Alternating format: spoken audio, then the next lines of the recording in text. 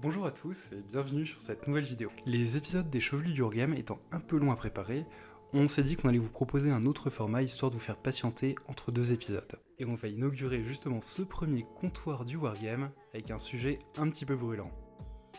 Est-ce que Games Workshop se foutrait pas un peu de notre gueule quand il s'agit du prix de ses figurines?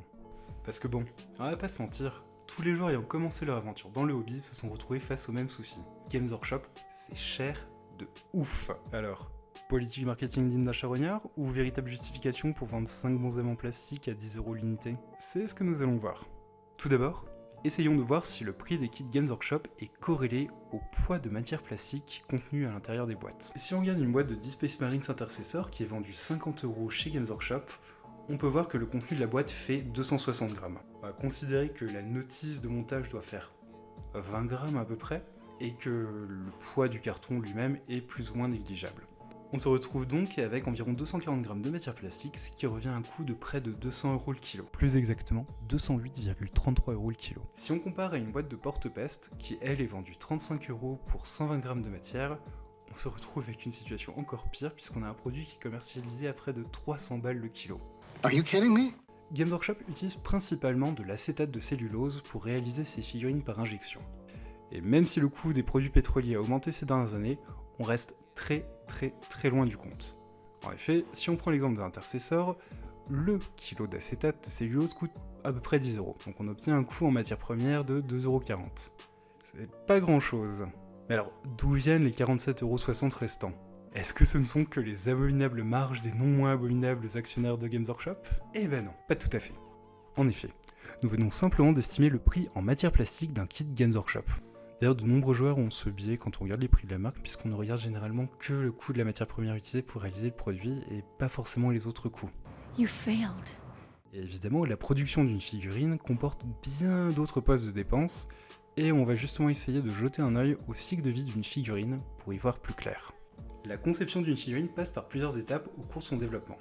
Les plus courantes sont la phase de design, la sculpture ou la modélisation de la figurine, suivant les cas, la création du moule, l'injection plastique, et enfin la mise sous boîte. Alors certains de ces coûts sont récurrents, comme l'apport en acétate de cellulose, parce qu'il faut bien de la matière première pour réaliser les figurines, ou la mise en boîte, il faudra toujours un packaging. Tandis que d'autres n'arrivent qu'une seule fois au cours de la vie du kit.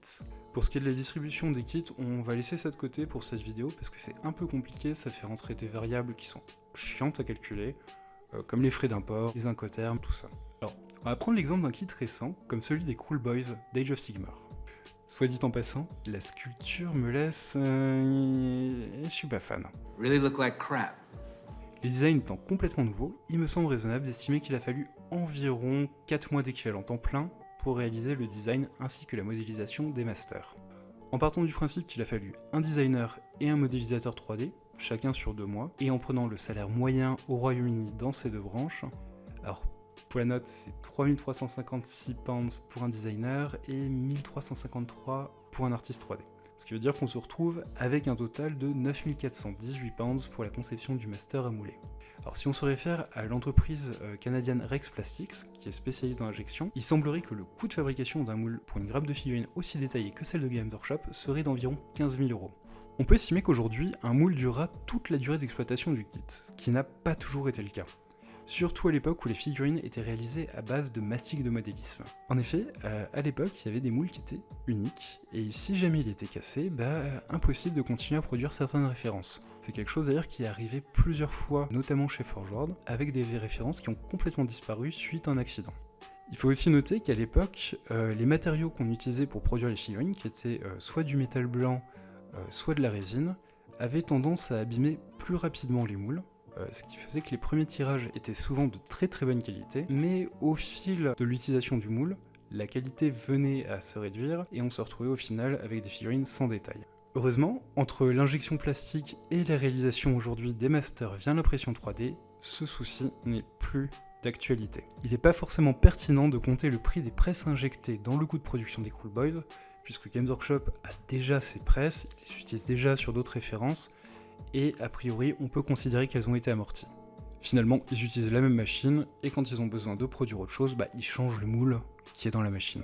Alors de même, pour les employés qui travaillent sur ces fameuses machines, on peut considérer que leur salaire, le coût de leur salaire se dilue à travers tous les produits Games Workshop, et ça me semble raisonnable de le considérer comme étant lui aussi bien amorti.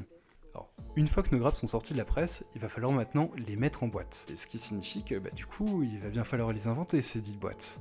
En considérant le coût du carton, de l'impression, de la lamination et de la mise sous film, on peut raisonnablement tabler sur 2,50€ par unité environ.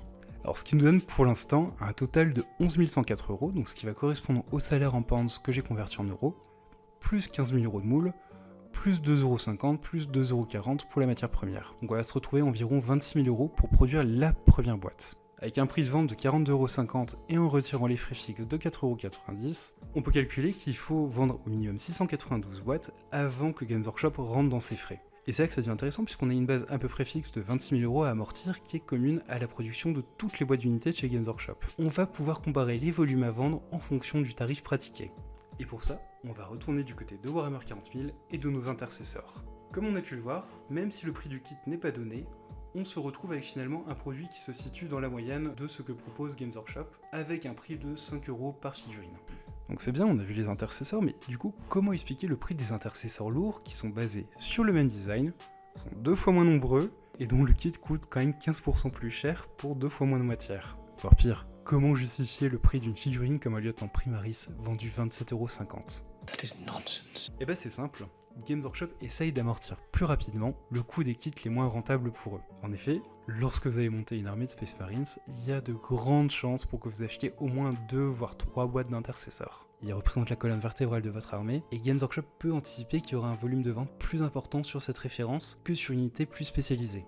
Le pire étant le cas des personnages nommés. Ces derniers étant uniques, il semble hautement improbable qu'un joueur en achète plus qu'un seul, ce qui engendre un volume de vente plus faible, et donc forcément une tarification plus haute pour rentabiliser la création de la figurine. Et ça, c'est d'autant plus frappant lorsque l'on compare 2 références équivalentes mais sorties à plusieurs années d'intervalle. Prenons d'un côté une boîte de Tempestious Science pour la garde impériale, qui est sortie en 2005, et de l'autre une boîte de garde de Catachan, sortie en 98. Les deux unités représentent plus ou moins le même rôle tactique sur la table de jeu, mais là où la première est vendue 45€ pour 5 figurines, la deuxième elle en propose le double pour seulement 27€. Et justement, on peut expliquer cette différence en prenant en compte l'amortissement.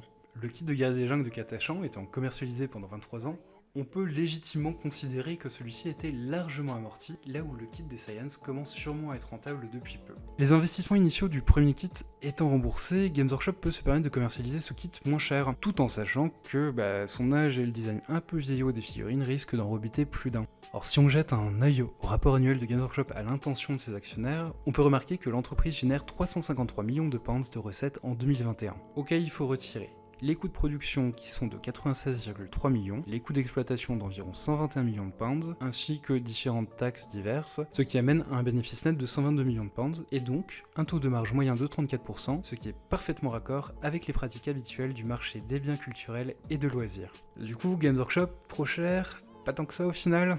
Un peu des deux. D'un côté, le prix est tout à fait justifiable si on le compare aux autres acteurs de l'industrie, aux charges de Games Workshop et à la qualité de ses figurines. Mais d'un autre côté, jouer à Warhammer 40 000 vous demandera un investissement initial plus important que beaucoup d'autres jeux. De plus, Games Workshop a pas mal l'habitude de jouer sur ce qu'on appelle en marketing le FOMO, c'est l'acronyme de Fear of Missing Out, que l'on pourrait traduire par la peur de l'occasion loupée.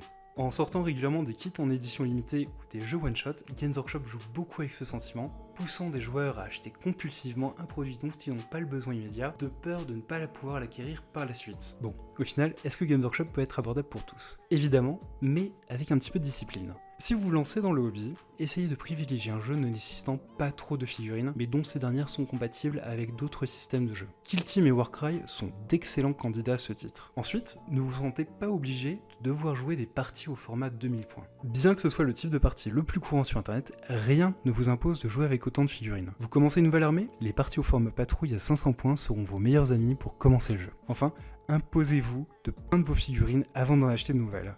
Le syndrome de la pile of shame est très courant parmi les figurinistes, et si vous ne vous forcez pas à terminer vos figurines avant d'en acheter de nouvelles, vous allez vous retrouver avec un tas de grappes plastiques au fond d'une armoire qui vous auront coûté des ronds tout en prenant la poussière.